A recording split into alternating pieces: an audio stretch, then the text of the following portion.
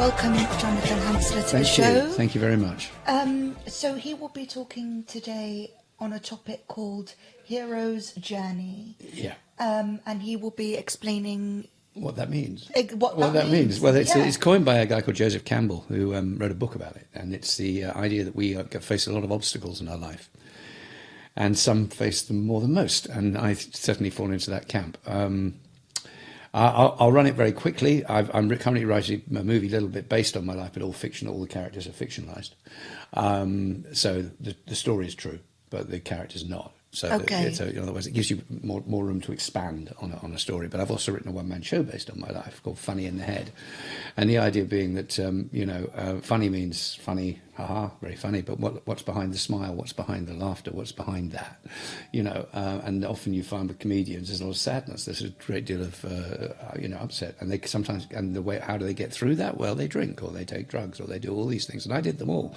I'm an ex-alcoholic. I'm now 10 and a half years dry, only 10. I gave up on January the 24th, 2014, after doing a meditation session. A Buddhist, I went off and did, Buddhist, sorry, it wasn't Buddhist, it was called Vipassana meditation.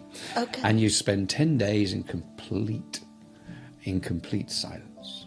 And you meditate from, I think it was 4 o'clock in the morning to 9 o'clock at night. You have meals in between, and that you must have a lot of patience, yeah. Yes, I've had to learn that. This industry requires so much patience anyway. It's such a difficult one because it's rather like having a lucky dip. You don't know what you're going to pick. It's like when Forrest Gump, he says, "Well, life's like a box of chocolates. Don't know what you're going to get," and that's kind of a little bit like what it's like in our industry. It really is kind of, you don't know what you're picking. Whether you're going to, one day it's going to be a really bad, a Coca-Cola bottle, or the next day it'll be a Black Magic or a very nice truffle.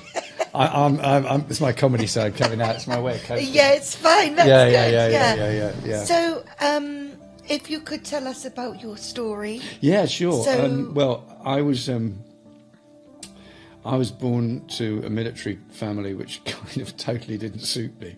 And the funny thing is, as a Buddhist, one of the things you realise is that it's up to you whether you believe this or you don't. But in Buddhism, you kind of believe like you're kind of assigned to a family.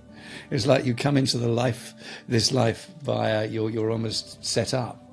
So people say, if you make the decision that you want to go through life completely in one, not coming back, just going through, then you're going to have a tough one. You're going to have a tough one. And so in my one-man show, I have these two kind of angels debating what to do to me. So they decide that I'm going to go to one of the worst boarding schools in Britain, owned by a paedophile. That my father will be a military officer. My mother will be an artist. They're not going to get on. My father will become an alcoholic. So there's all this sort of thing is, all sort of panned out by in my mind. These two angels who are deciding, or spirits are deciding my future. A bit like Christmas Carol, I think. I'm a very huge fan of Charles Dickens. So anyway, I went to a boarding school, sadly owned by a paedophile. He died before anything could happen, but there were so many schools in those days that just literally, there were so many, and even some people that haven't come forward. I've actually appeared on television. I spoke on BBC. I spoke on ITV News Southeast, because it was set. My boarding school was in Dorset, but I went to another school. So that school was very sexual, and the bullies were actually terrible, because the poor bullies were being abused, and they were wondering why the people who they were bullying were not. So that's why you were bullied, is because you weren't getting what they were getting. But it was all covered up. They didn't talk about it. So all this stuff was going on. So they had this culture of, God, it was horror. And by the time I went to my second school, which was extremely brutal, and that's all covered up. And it wasn't like we were a very wealthy family. My father had to get a job. My dad's desire was to send us to the best schools, and that was it, but we didn't have the money to do that. But my father, when he was a boy, was sent to a boarding school, and he was left there on his own when he was 4 years old, and his parents kind of ignored him. And you think to yourself, well, surely he would have learnt. But anyway, so his desire was to send me to this school, and the only way I could go there was my father got a job in Qatar, which is a tax-free state. Oh, nice. Yes. Okay. So he was able to fulfill his dreams. It wasn't my dreams. This was not my dream at all. I was having such a good time in the local comprehensive. I was very popular. I had loads of friends there.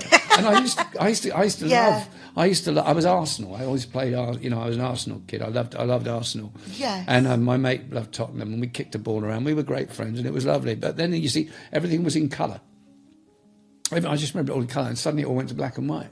Everything just went into black and white, and it went to these things where I couldn't remember what happened. Still to this day, I can't remember what happened in that place, And you carry the scars from there because, they're imprinted in you, but you don't realise they are. So you end up going to the next school, but you're already traumatised from the first school, so you're moving on to another school. You go, what the hell's going on here? So and the kids are picking on you because they just can see from your laser eyes if you're walking around, I'm Mr. Vulnerable, going, hello, I'm Mr. Vulnerable. Look at me. You're going to love me. You're going to bully me to death because the simple thing is you don't know what's going on. You can't cope. You're using a coping mechanism at an age which is incredibly difficult to do. So you're trying to manage yourself in a world which is unmanageable. Can you imagine? So I was very good at running. I was the first 8. Oh, really? Yeah, I used to run. Mainly to try and escape, I think. I mean, I tried, Yeah. So, to not come back, I think was my, but no, it was, that was difficult. And then, of course, I decided to go into the entertainment industry because in a way it's a wonderful way to hide. Because you can be anything, you can be anyone, you know what I mean? It's very true. Yeah. It's very... Puts a mask on. It's easy to hide in Yeah, absolutely. Yeah, and then you drink and that goes, and you end up drinking. I was very disciplined. I wouldn't drink during a show at all, but afterwards I get absolutely pie-eyed. My problem was I wasn't an alcoholic in the sense that I had to have a drink every moment, or there had to be, or I had to pour a drink in the morning.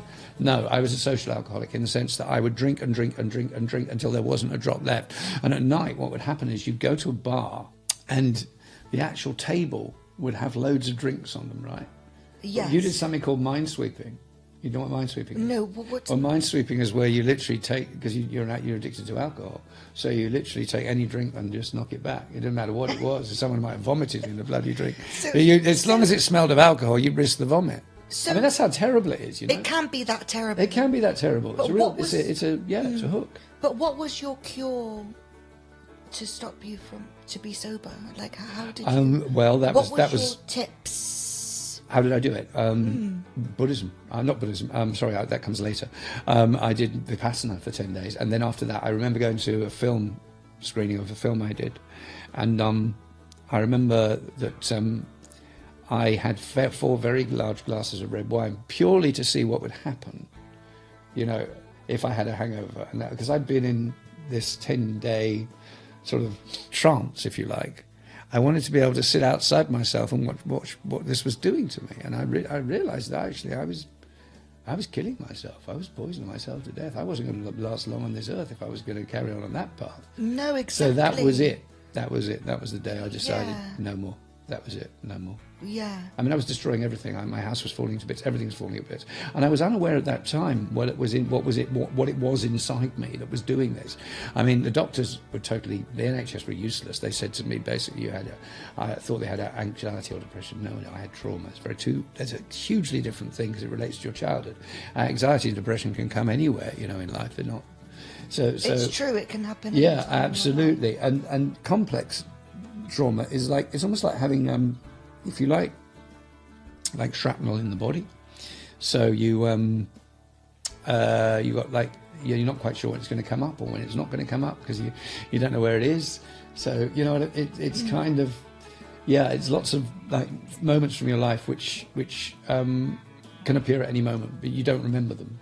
So it's much harder than PTSD, which is one event, and that was coined after the Vietnam War in 1975 when they decided that, which was shell shock in the First World War, when soldiers would have terrible remembrance of like a tank or something blowing up like that, or something horrible like that, and that would be what they coined, and they said that was a particular memory. Yeah. So what made you go into Buddhism then? I was at my wit's end. How were you introduced to it? Via a card. Oh, okay. Yeah, via card. I've got some on me. I've got something. I'm not going to shakabuki everybody. Don't worry. I won't do it. Yeah. But that's what they call shakabukas when you hand a card out and somebody else joins the Buddhist thing. But it's certainly, it's been incredible. I've got to say, and that doing before Buddhism, doing that chanting, the meditation before doing that was amazing as well. It was incredible to do 10 days of that. But Buddhism, I do something called Nichiren Buddhism, which is Tina Turner's Buddhism, Herbie Hancock, Orlando Bloom. I mean, the list goes on, and it's incredible. It's life-saving stuff. It's extraordinary, and it's certainly changed me as a human being. I went through a difficult moment when I left my home. I sold my home in Hackney, and it was a bad move because it was in a bad state, and I could have done it up. And to this day, there's all those regrets. Oh, I could have done this. I could have done that. But then I suddenly realised it's coulda, shoulda, whatever. It's the materialistic path, and that's not the way to go in life. It's not. No, it really exactly. isn't. Don't take that path, whatever you do. No. That road leads to misery, folks. No, it is. It is the miserable. It is the miserable way to go. Honestly, the materialistic world, which is why I say about when you said about EastEnders, I said yes, it's very nice to have done it, but it's a materialistic look at life. It's not nothing. But it is. I mean, it is. People would think it is huge because EastEnders is UK. Yeah, I mean it is. Show. It is a huge show, definitely. Everyone and it's knows about it. It's an achievement, certainly. It's an achievement, but it's not. In the great scheme of things, I prefer to walk in nature or look at. Yeah, exactly. I prefer to take my shoes off. I'm an old hippie. I prefer to take my shoes and socks off, walk around in the park, and feel the energy of electricity through my feet rather than an episode of EastEnders. I'm sorry, but that's just me. No, it's true. Yeah, I do love my work. I do love it. But and what Buddhism does is it gives you grounding. It roots you. One of the things about I don't even like to talk about trauma because I think what we have to remember with mental health is that there is gold in the mental health. You've got to remember there's not just bad, there's also good. I've got a coin at home that says love fate, and that basically means love the good and bad of life. Don't just love the good, always love the bad, because if we can love both good and bad, then we're on a good keel. Yeah, and it's good you found your path to recovery. Yes. Because obviously everyone works differently. Yeah. I like to. That might these work days, for what you, I like but it to might do. not work. No, absolutely. No, and some people won't do that. That's absolutely up to them. It's just my way of finding things. But one of the interesting things I think is about having come this far in Buddhism is the things on stage where you get a lot of stage fright. Now, with trauma, that can be quite tricky. So I like to know all my lines way in advance. I like to know. So by the time I'm ready to go, I've had a lot of time to practice or get myself there, because it can be quite unnerving if something just catches you off guard. You know what I mean? So you just have to be really, really prepared. I'm very, very prepared and very polished about what I do and very slick, because I gotta be. Yes. I gotta be. So do you have a website where people can view you, social media I don't pages? have a website. No social media? Yeah, I'm all over that. Yeah, annoyingly so, actually. Jonathon Hansler, I'm on Facebook as Jonathon Hansler, Jonathan Hansler, Hansler. And interestingly enough, I chose the name Hansler because my great-great-great-grandfather was the first person to be knighted by Queen Victoria. Oh, wow. Yeah, that's an amazing story. He was... Yes. Yeah, and apparently he was very tall, and she was very short. And he's the only man in history to have been dubbed twice because she couldn't lift the sword to knight him. Because the other guys, the kings before, whoever it was, they'd all had the big swords, So she was tiny, and he's this guy, and when he kneels down, he's about 6'4". She's trying to lift this battle axe to try and dub him, and she could have cut his head off. So she actually said, "Do you mind going away?" And he called him back again and had a lighter sword made. And apparently, and I don't know if this is true, it could just be legend, but legend's wonderful in its own way. That's the sword that uses to knight all the peers of the realm. That's amazing, yes. So anything else you would like to share before we wrap up? Yeah, I'm doing 2 plays at the moment. I'm a glutton for punishment. I'm doing a play playing Stalin, which is, it's called Vodka with Stalin. And it's a true story. It's a true story. I don't drink in it anymore. No, that's not the way I do that. In fact, Stalin didn't either. But that's another story. Did you know he used to give people water? He used to give everyone vodka, but he'd drink water himself. Oh, wow. Yeah, he didn't trust anyone. Anyway, yeah, so I'm playing Stalin in that, and then that's at the Gatehouse in Highgate from the 15th to the 27th of October. True story, based on a completely true story. And the other play I'm about to do as well, which comes shortly after that, is called Until She Sleeps, which is a brand new play which has got an award-winning off West End winning director directing it. I play a husband whose wife is dying of motor neurons disease, and it's a really moving, very affecting. Sorry. So when you say plays, do you mean theatres? Yeah, theatres. Yeah. Oh. Yeah. That's So I'm doing two really shows. Yeah, one is at the White Bear. This is at the White Bear, and that's from the 5th to the 16th of November, and that's called Until She Sleeps. So yes, two shows coming up. So have a look and get tickets. But also remember, guys, if you want to, Nichiren Buddhism is amazing. If you have got any things that issues, whatever you're feeling, have a chant, Nam-myoho Renge Kyo. That's what I do for an hour. It's amazing. It's amazing stuff. Well, thank you very much. Thank you. And we will see you again. Thank you.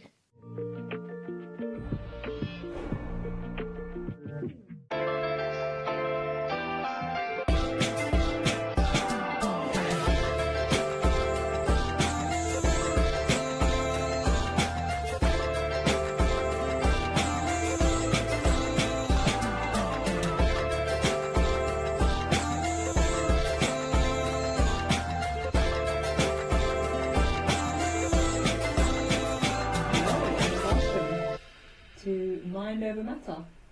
I've been joined by Yolanda. Welcome, Yolanda, to the show. Thank you. You're here to talk about self-growth and self-development. Yes. Tell us about your journey on self-growth. What does self-growth mean to you? I think self-growth for me means being more confident and comfortable. I think comfortable is a better word, in my own skin. Yeah. And just, having that confidence in who I am and what I stand for, and being that. You're an actor. Yes. So how important is that kind of self-growth? How important is that self-confidence in what you do? I think the most important part is because as an actor you do so many auditions and everything. It's 99% of the time it's always no. A lot of knockbacks. Yes, and I think the most important thing that I was taught is not to take that personal, because they have so many people audition, and the casting people, they always have already an idea in their head of what they want, and it's not that you're a bad actor. Yeah. That's not why they don't choose you. You just don't fit. Yeah, you just don't fit that imagination that they had, or maybe the other person had better chemistry with somebody. It's always things that are out of your hand, and having an audition is already something that they see something in you. So So you've built like a great amount of resilience in yourself. Yes, I'd say so. How do you develop that resilience when you get so many knockbacks and so many no's and so many doors closing in you? How do you develop that resilience? I think just the most important thing is not trying to take it personal. I read somewhere from a different actor that said a no, it's not a no, it's a not right now. And I feel like that helped me a lot. And also trying, as soon as the audition's done, just try and forget about it. Yeah. That's a really positive way to look at it. I like that. Just, it's not for you, it's not your time. Yes. But your time will come. Yeah, exactly. Just keep going. Just do the next thing. Have there ever been kind of particular stages in your life where it was like, this is a real turning point for me in terms of self-growth, in terms of self-development?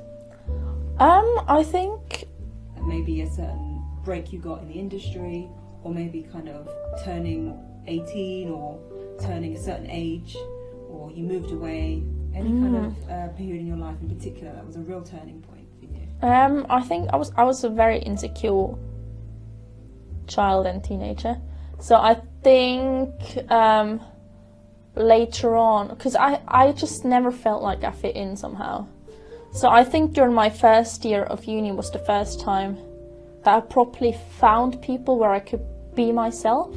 And I've never realised that before. I was not properly myself.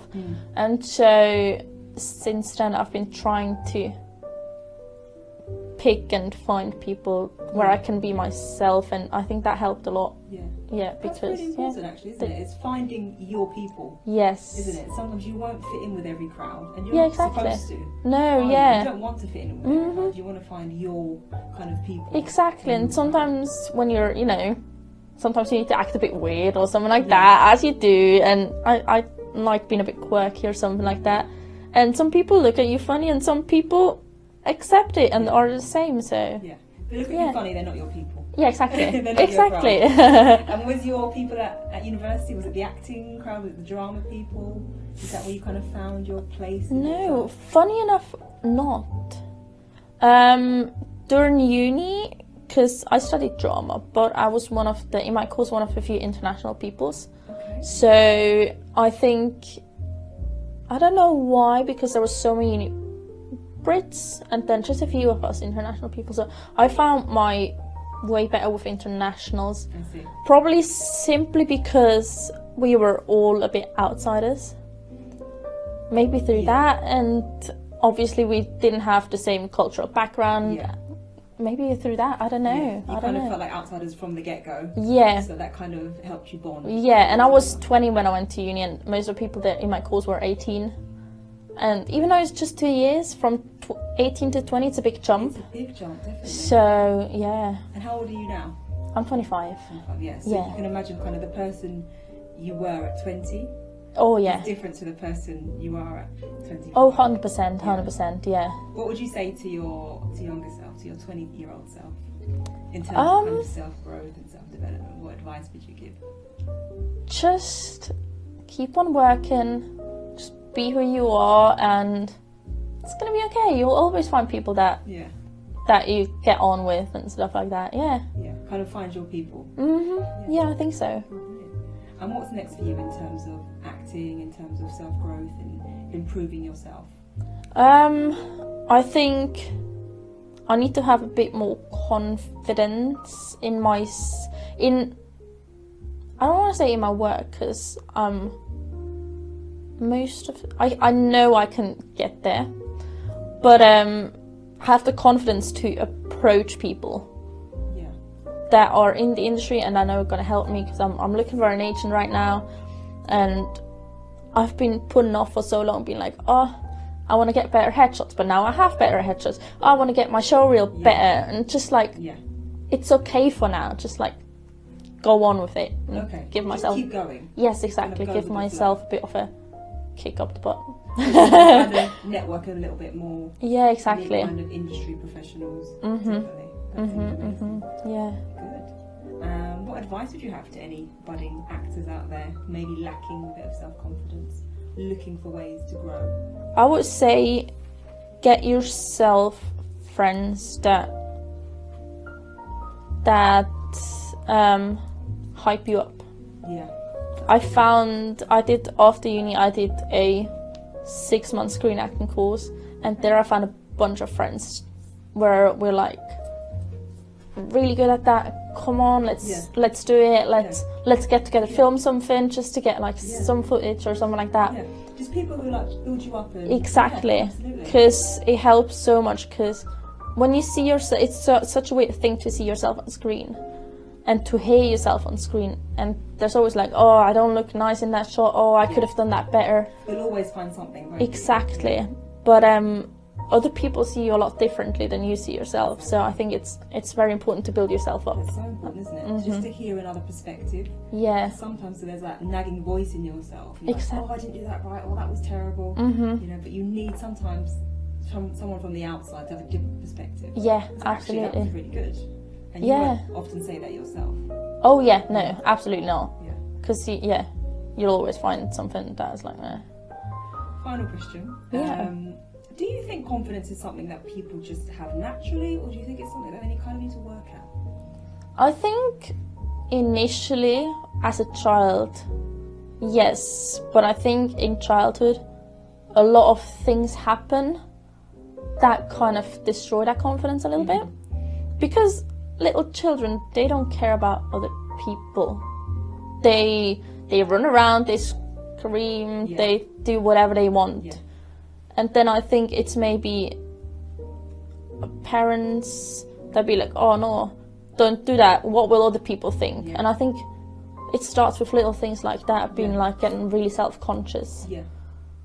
And I think, it's not even things that we can control. Yeah, it's even things like just getting told off for like being too loud or wearing something a bit too loud. Yes. You know, sometimes even speaking your opinion. Yeah, and People might say, also, don't say that, you don't want to offend people. Yeah. yeah, and also with social media, more and more little kids have social media, and just that, oh, my friend got more likes than I did, whatnot. It's like that means they're better than me, then they're cooler than me. Absolutely. So yeah, I think it's just things like that knock us back down a little bit. Yeah. But we can kind of work through that. There are ways to build our confidence. Yeah. To work towards self-growth and self-development. Yeah, 100%. Yeah, exactly. I think it just goes to show that, you know, nothing we can take for granted. Mm-hmm. We've got to work through lots of different things.